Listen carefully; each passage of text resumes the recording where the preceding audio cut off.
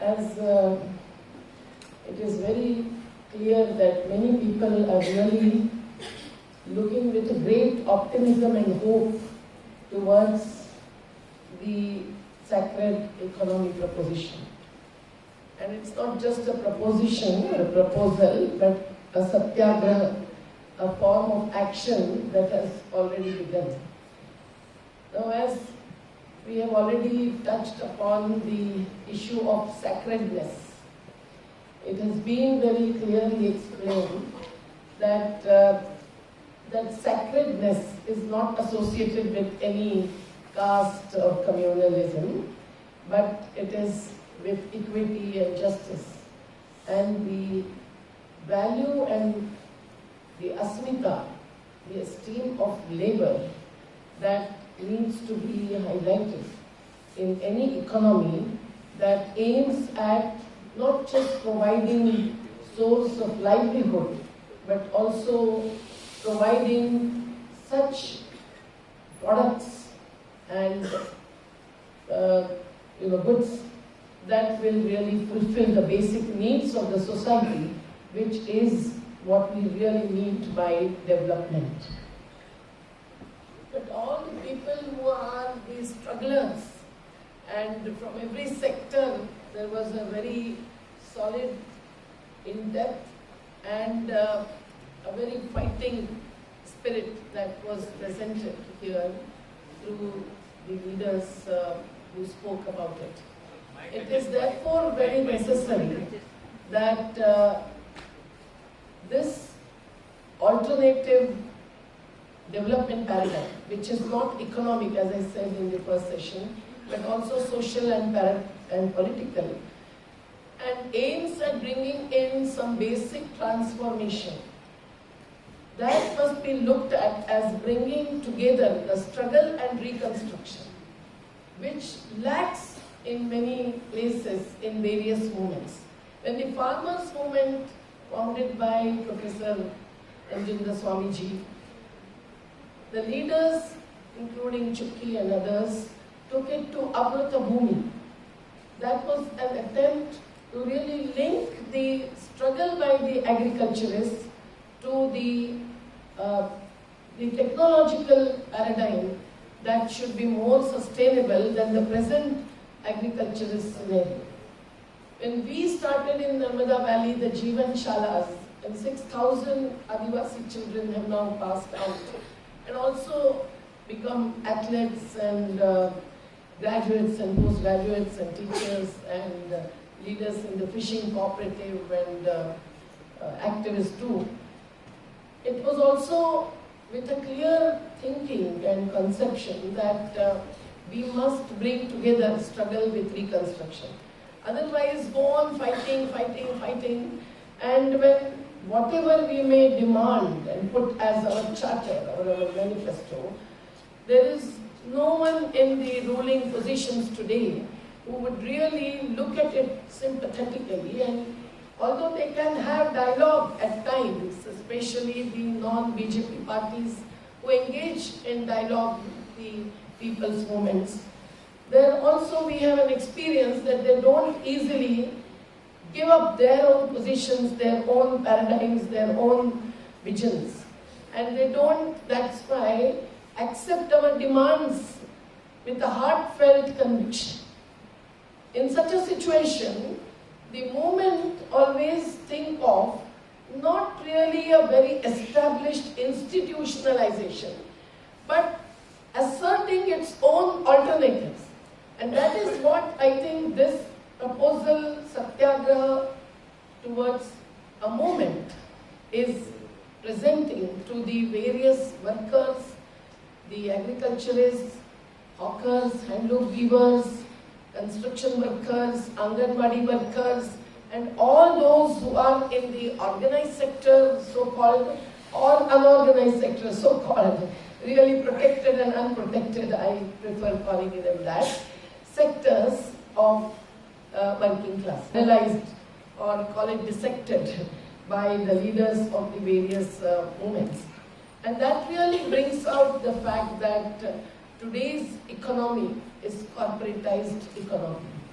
And today politics is also run or controlled by the corporates like the Adanis and Ambanis. And everything, including the seed. So that has so many implications and impacts that we are facing today.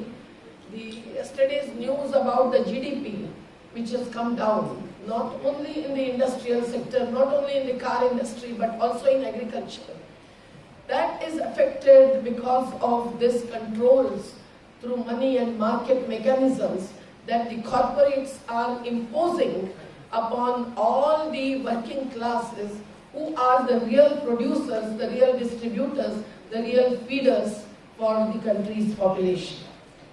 This has resulted into not just marginalizing the labor force into contract systems, but also having their own whimsical decision-making processes where they start any business and they close down any business, they retrench workers and so on and so forth. But at the same time, they are getting diverted land, water, all the resources to themselves and seeking all concessions to really maintain their profit margins to be very, very high. Rakshasa is not the word I am using, but Prasanna ji has really pointed out the Rakshasa ke hote the na kahan jaan hoti hai, naak mein ki kaan mein, hum log bachpan mein ye kahaniyan sunte the. So is prakar se he has identified it as Rakshasa, and also where does the the soul of Rakshasa lies, in which aspect of economy and which aspect of politics. And we all know that the iniquity is therefore growing beyond limits to the vulgar proportions. And that iniquity is leading to the no level playing field. Hence, even the strugglers, the peoples in the movement, not only the laborers but also the activists and the supporters who come also from the Buddhijeevi classes. And there is some kind of alliance between the Shamajivi and Buddhijeevi, as we see it here also. Everyone is not having his or her hands in the soil, but they are with the sons of the soil. In such situation, therefore, the battles are difficult to be won. And the politics, which has become valueless, the Maharashtra is the latest example, but the Karnataka also has not fallen behind. So in all this situation, the democratic decision-making processes, the democratic governance and the democratic institutions or the fora are not just interfered with or intervened into, but they are collapsing. And hence, what will be the channel for our movements to really proceed further with great hope and optimism to see that we achieve our own goals and vision is a big question that is faced by every single movement that is represented here or in our National Alliance of People's Movements. Now we were somewhere depending on the laws that were a result of the movement since the freedom movement onwards. And those laws were to be in the framework of constitutional values, fundamental rights and directive principles. And what we see today with the Modi government coming to power is that the laws are changed not just ad hocly but very well designed manner as a conspiracy against all those who live either on natural resources or on human power. The examples are many, I won't go into that, but the environmental laws have changed and the 144 legislations, as I mentioned in the first session, 100 state level legislations and 44 national, the central legislations in favor of the laborers, workers are going to be finished off. And the 4 codes really do not give the same occupational safety or the occupational health related measures or the employment state insurance scheme and so many other provisions that were there for construction workers, for the domestic workers, for the agricultural laborers and so on. Hence, there has to be a large battle or a war, bringing the battles together by all those who consider themselves as belonging to working class or standing with the working classes. Tomorrow is a rally in Delhi, but 8th of January is decided to be a Bharat Bandh day by the Council of the Trade Unions, Labor Unions. Are you all a part of this Bharat Bandh? Yes. Yes? Then let me add to that, because I am coming straight from the Delhi's convention that was held yesterday and day before. That was of 250 Kisan Sangharsha organizations, which is All India Kisan Sangharsha Samanvay, and we all have been a part of it, Chuki's group as well as the other agriculture. And it's really a heartening thing to experience that all the farmers, and the farmers' definition of farmers, mind you, that we have put in to the two bills which are presented before the Lok Sabha and Rajya Sabha. One bill on the freedom from debt, and another bill for the appropriate support prices for all produce. But the farmer is defined to include not only the landholders or the landowners, but also the sharecroppers, the agricultural laborers, the fish workers, the dairy workers, the forest produce gathering Adivasis, and so on. And hence it is the widest possible definition of farmers that is focused on.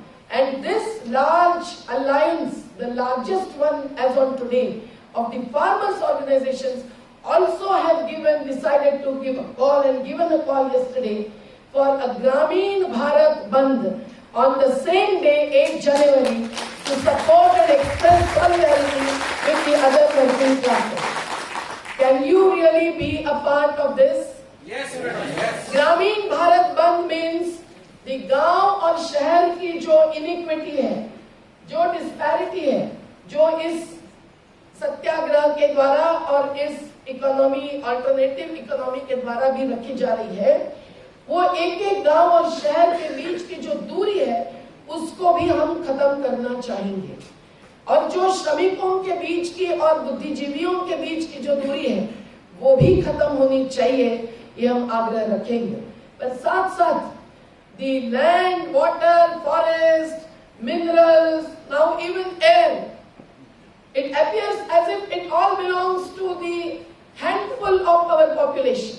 The corporates to start with, and also the industrialists, the small or big, but also the city dwellers.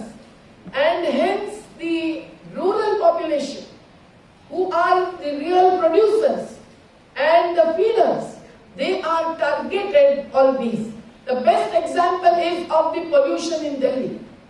All the farmers in Punjab and Haryana are facing cases, arrests, for being involved in burning some of their farm produce. Now that has been happening since years and decades. And we all know that Delhi is more polluted due to the faulty transport policy and the other industries which are polluting industries around Delhi, which were shifted out of Delhi by the Supreme Court's orders years ago. But the farmers are targeted, and they are not just defamed and insulted, but they are also arrested.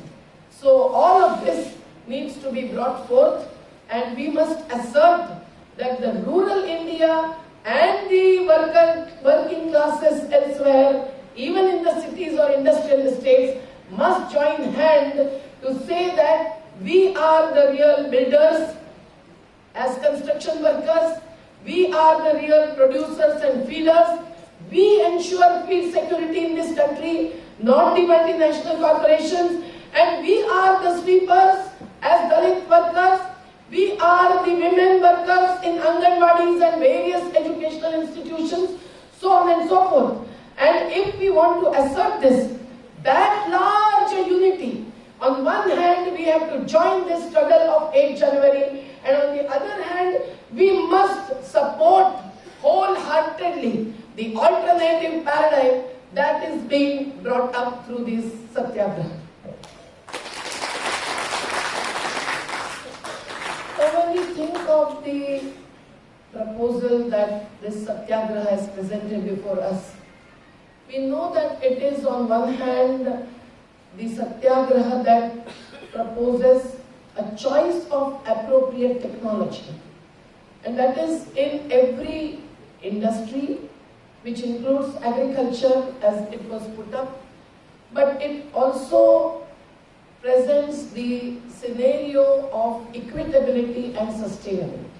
And so much is being talked about the 12 years that are remaining to save this earth and all of us, the humanity, and the clock is really ticking. It is necessary to understand that this change of technology is on one hand to secure our livelihoods, which are being killed, but it is also to save this earth and save the human and life and all living beings for that matter. This must be also highlighted. So as I had said before, this has a goal of equity, sustainability and justice both. If we really have a resource-intensive technology, whether in agriculture or in industry, there will be no water left for running any industry within next few years. There is going to be no coal or minerals left for running any thermal power plant after a few years. And there will be no land left for agriculture, because maximum of agricultural land is diverted for the non-agricultural purposes, for which we struggled hard to bring in the 2013 new Act and abolishing of the 1894 Act, yet the 2013 Act, which talks about food security, saving agricultural land and using agricultural land for any non-agricultural purpose as the last alternative. And that section 24(2), which is being debated before the constitutional bench today in the Supreme Court, that gives back the right to the farmers if the land that was acquired on paper was not actually taken possession of for 5 years till the Act came into being. So all these things being there available, the government, the rulers, their targets are very different, their perspectives are different, and their preferences and priorities are different. And hence, to establish our own priorities, which is of food, water, and livelihood security, of pure air, and also peaceful living with each other, beyond caste and creed, beyond religious and gender discriminations. That is what needs to be achieved through this sacred economy, as it is called. So in such a situation where the corporates are having politicians as their partners in every business, where they claim profit and do not care for people or nature, there we have to, as it was suggested, our own ways of proceeding ahead. Now, as it was said many times in the conventions and brought out as proposals, but rarely implemented, as I see it on behalf of the National Alliance of People's Movements, which also held a very large convention in Orissa, and many people from Karnataka, B.R. Patil, Kuchuki's youngsters, and all of them participated. It was very clear to everyone that now we cannot keep on presenting our demands, but we go on with our own units of production, our own claiming of rights to the appropriate units of governance, and hence the community to be the appropriate unit of governance, which is there in the Constitution since 73rd and 74th Amendment, that is 92-93, and that is now incorporated as Article 243. It is possible to really assert our rights as a Gram Sabha or a Muhalla Sabha. It is ward sabha written in the constitution, but it is too large a unit, so mohalla sabha in the urban area. I think we all, including our own women, are not giving due priority to building up these kinds of real democratic and direct action units. I call them direct action units. There can be struggles as part of direct action, there can be reconstruction as a part of direct action. But unless we really evolve such kind of units which will be lively, which will be assertive, which will be committed to really have their resources harnessed through the right kind of technology, I don't think we can even celebrate Gandhiji's 150th birth anniversary. Because Gandhiji always said that do what you think and then you teach others. Now this kind of doing, the direct action is necessary in every field. In agriculture, for example, when we are saying that the landless do not have land, the Dalit Sangharsha Samiti's parampara and the, not just the tradition but the successful experiments in those days come from Karnataka. And we must really have the landless taking over, even in small pieces of land, and cultivating those. We drove a company from the special economic zone in Maharashtra. In many places this has happened, and I cannot list down all the struggles that are won by the people with all of us supporting those. It is necessary that this unity really comes together and say that this is our path of reconstruction, revival or regeneration, whatever it may be. But that kind of actions also can be a part of our future plans.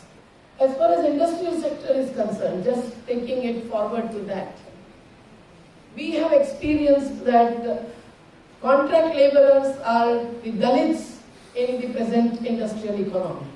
And all the unprotected workers can be called as Mahadalits in the present industrial economy. Now with that kind of attitude and approach, when there is so much of exploitation, the mills and the owners are behaving in such a manner that they are not just callous, but they are criminals. They are proving themselves to be criminals because they really take over the blood and sweat and produce and fill their own exchequers with the production skills, attitudes of the workers and their contribution.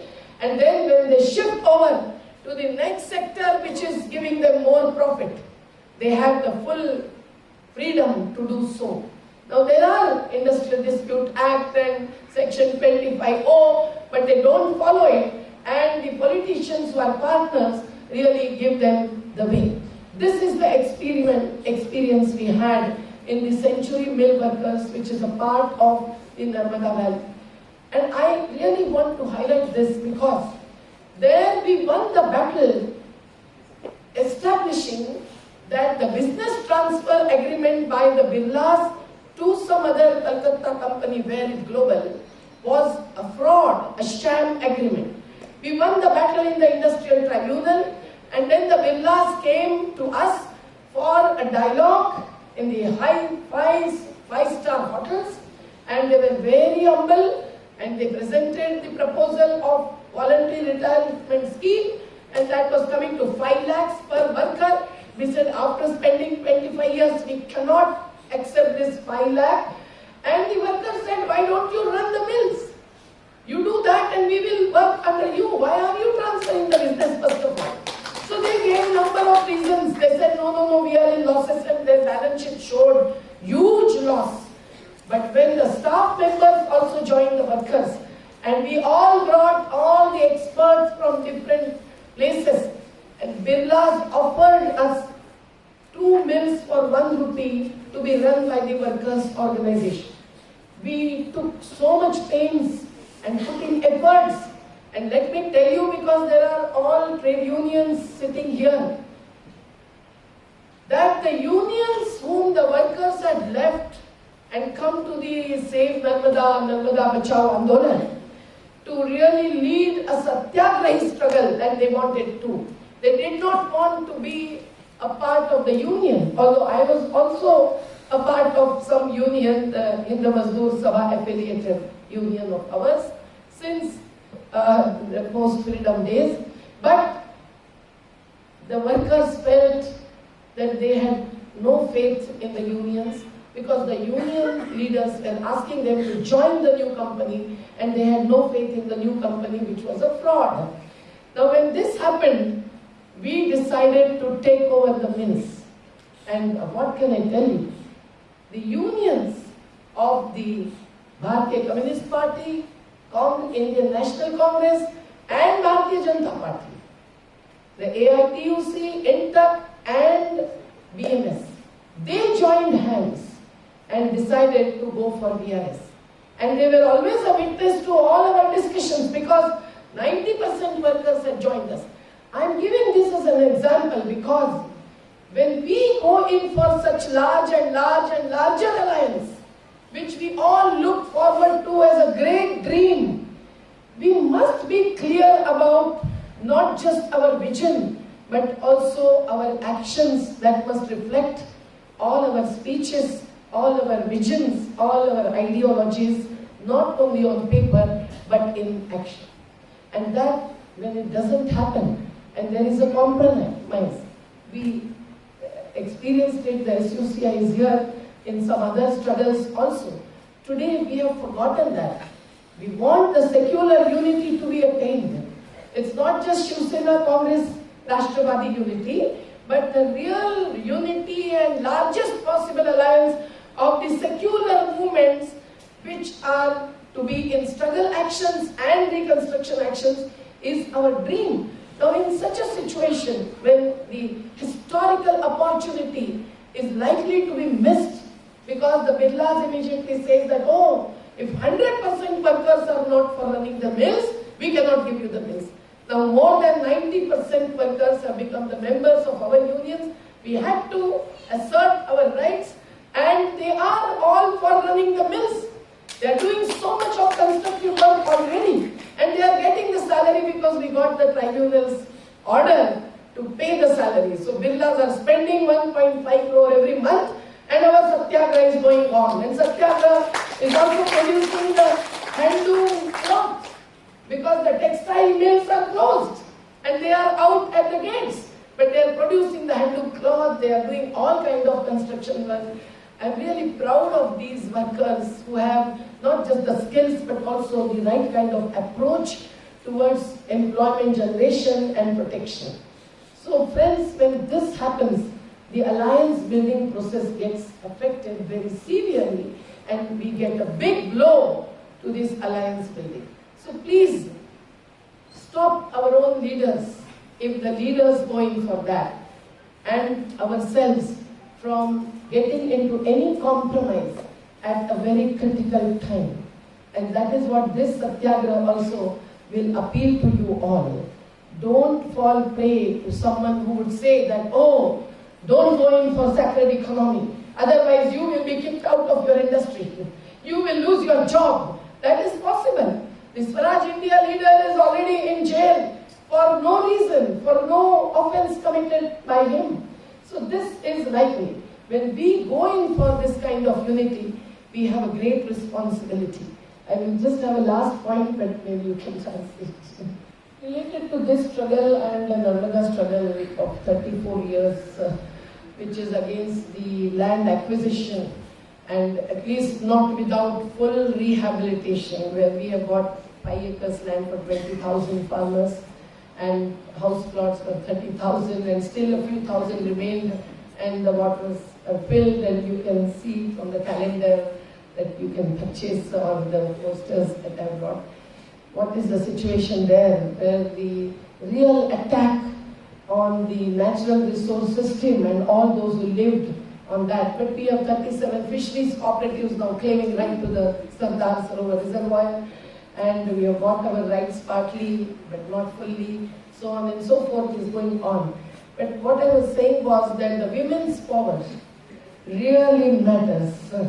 Even in the working class, I would suggest, as we have done in Century, that was my condition as a woman activist, very humbly put, that unless you get your women out of your houses, I am not going to be a part of your struggle. And all of them who are not domestic workers, your wives are not domestic workers. They are also having their right to all that you perform as a part of industry or any sector activity. And that really has made a huge difference to the Narmada struggle as well as to the century struggle. And I see it in the struggles all over who are our allied members in the NAPM, National Alliance of People's Movement. The youth power also matter. I think the youths, Abhilesh and others who have been a part of this, is a great cadre that the Prasannaji has brought up. Now, can we have from each union two at least representative young activists who can be a part of this core group? From the agricultural sector, from the handloom sector, from the industrial workers, from the Anganwadi workers and so on. That will really benefit the action planning and the visionary output, because that contribution will come from each sector, and that will really benefit in having a multiple front strategy.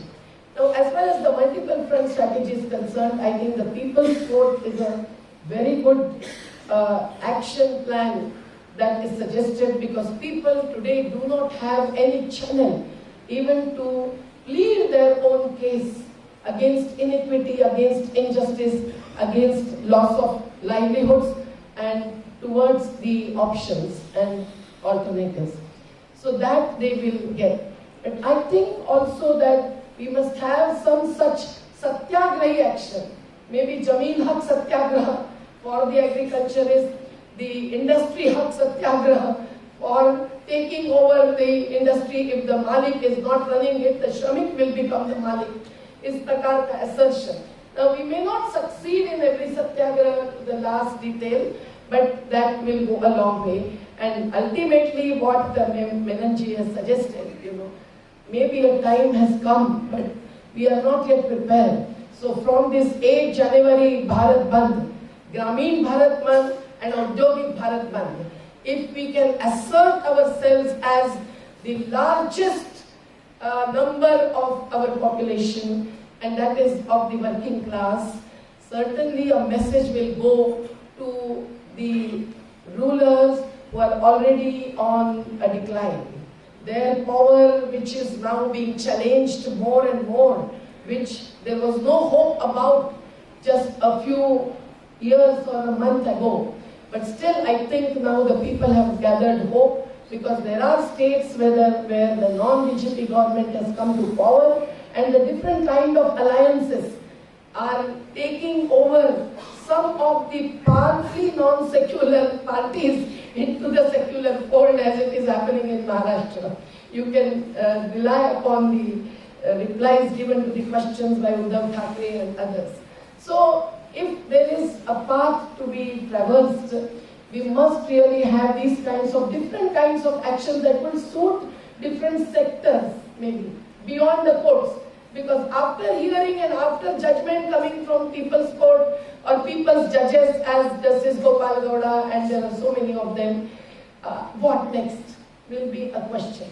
So I think we must really have a targeted date for Chalo Delhi, as he suggests. Now, whether that is to gheraw the parliament or to occupy Delhi, I don't know. Because every time if we go with they as the targets, we don't assert ourselves.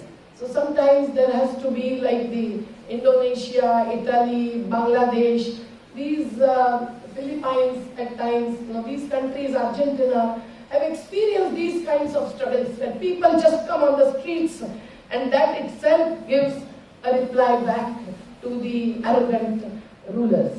And the next is, I suggest, which we have also been thinking, of having a people's parliament.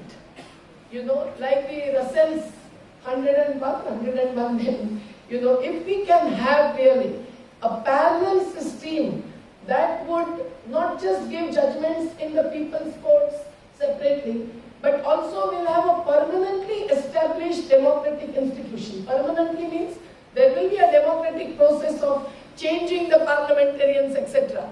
But that will show, like during the freedom movement, there was an alternative government, Patri Sarkar, that was established. And it was considered as a great revolutionary action.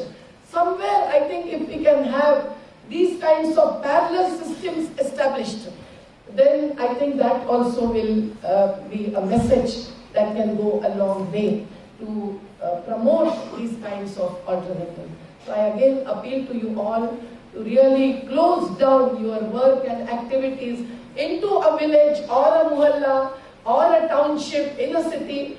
You can burn effigies if you want to, you can have a dharna, you can have a road blockade for a few hours, but not to make other people suffering so that they will not be a part and parcel of our movement.